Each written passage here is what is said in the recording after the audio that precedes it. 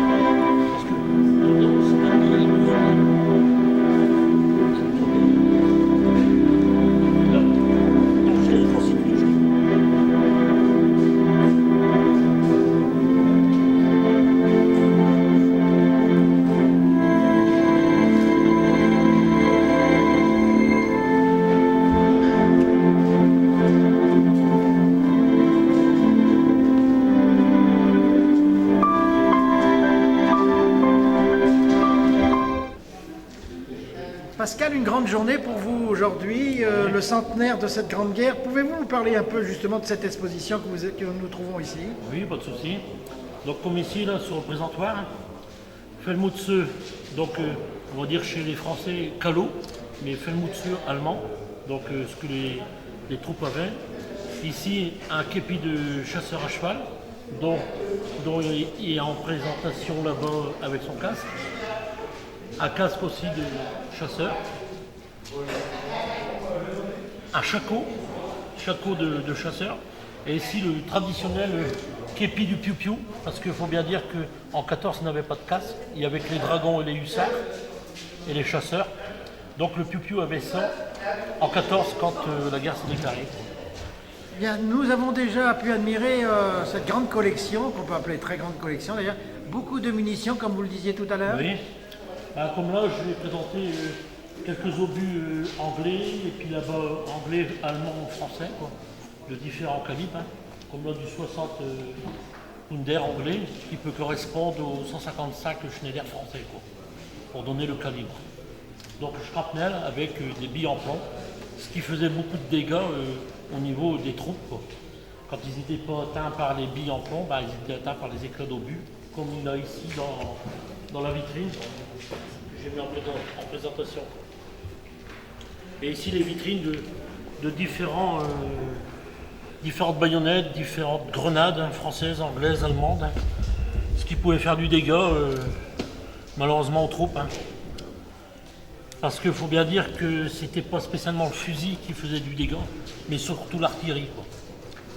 Et après, l'humidité, les poux, les reins, les morts, qui pouvaient amener les maladies, quoi. Oui, puisque cette guerre a malheureusement fait des millions de morts. Oui, parce qu'il faut dire que c'était de la guerre de mouvement, c'était devenu une guerre de position, quoi. On s'est enterré dans les tranchées pendant 4 ans. Et celui qui avait duré pendant les 4 ans, ça devait être un calvaire, parce que il y a des gens, moi j'ai eu des témoignages d'anciens poilus, il leur fallait encore, après la guerre, après 1918, il leur fallait plus de 20 ans pour se réhabiliter à une vie sociale normale. Parce qu'il y en a, moi j'ai eu des témoignages, que même 3 ans après la guerre, ils dormaient encore par terre, ils ne savaient pas dormir dans un lit. Tellement qu'ils avaient eu l'habitude de dormir à même la terre, quoi.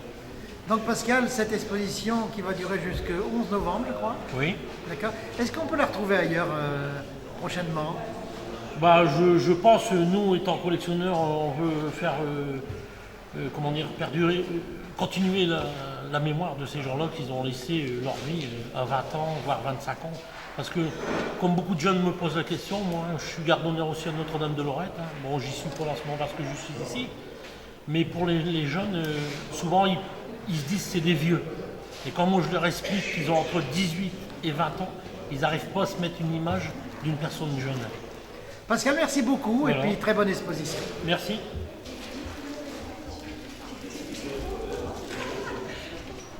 Monsieur Guillaume Le Soin, pouvez-vous nous parler de cette formidable journée qui nous rappelle les 100 ans de cette grande guerre? Oui, bien sûr. Donc ici à Marchiennes, on commémore ce week-end les 100 ans du début de la Première Guerre mondiale. Un programme de 4 jours où on va présenter et où on présente une exposition qui est mise en scène par des scénettes.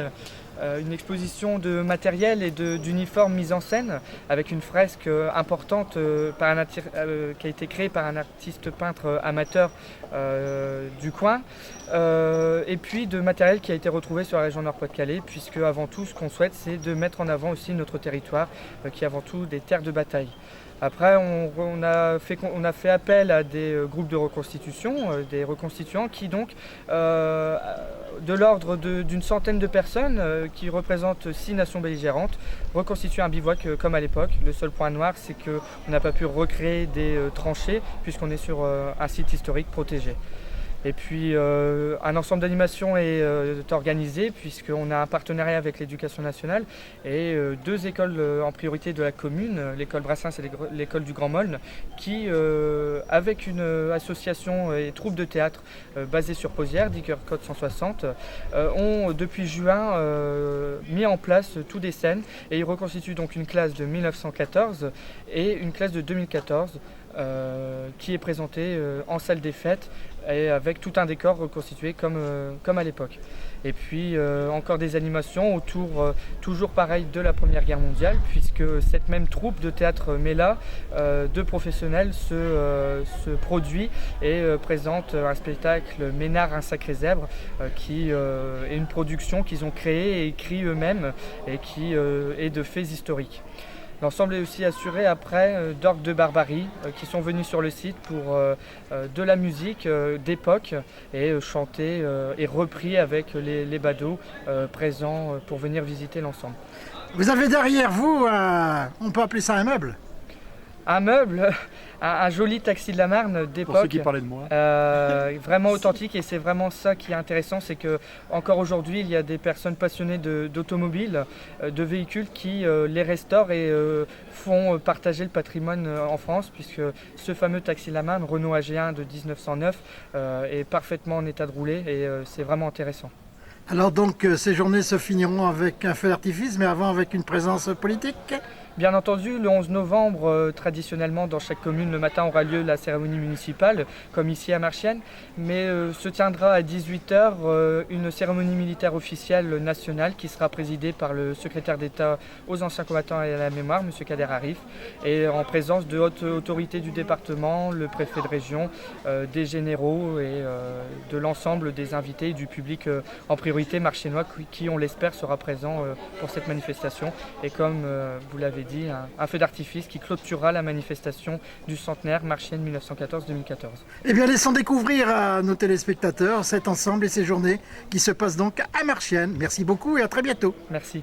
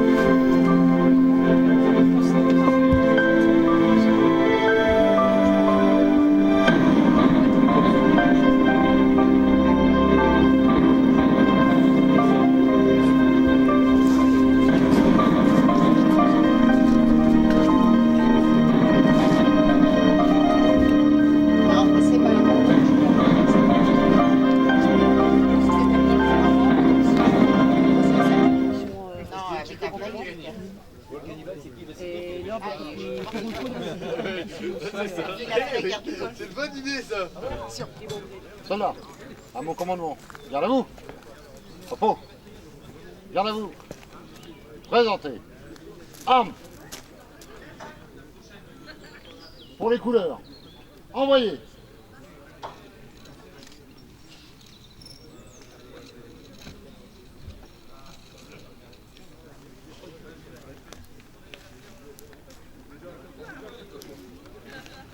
Reposez. Armes. Repos. Garde à vous. Repos. Vous pouvez disposer.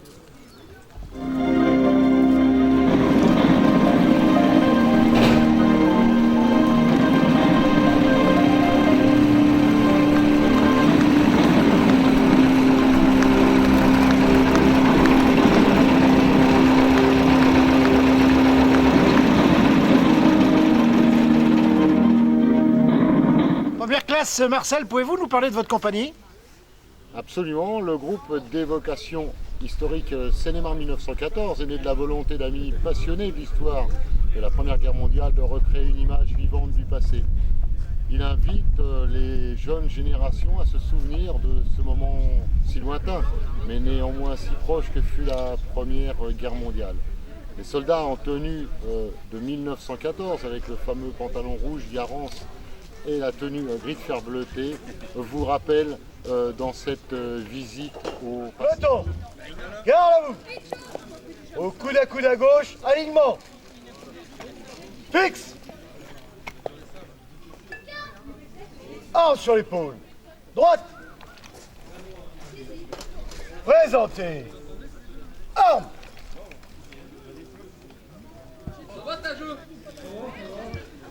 Arme sur l'épaule. Droite. Reposez. Arme. Repos. Garde à vous.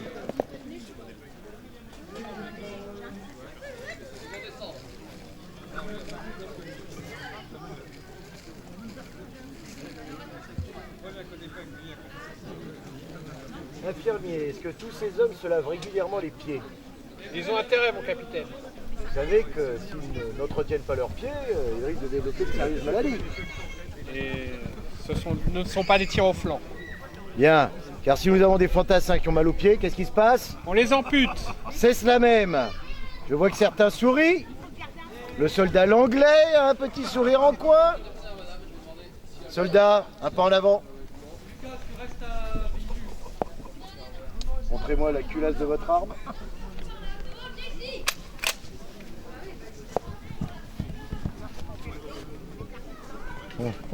Refermez. Rejoignez votre emplacement.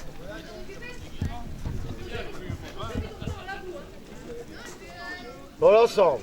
Arme sur l'épaule. Droite.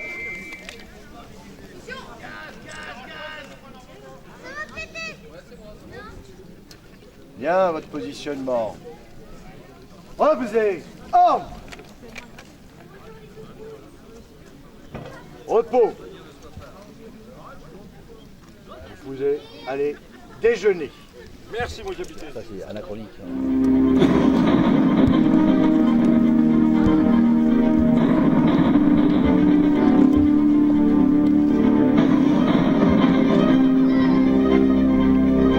Capitaine, merci beaucoup. Mes respects.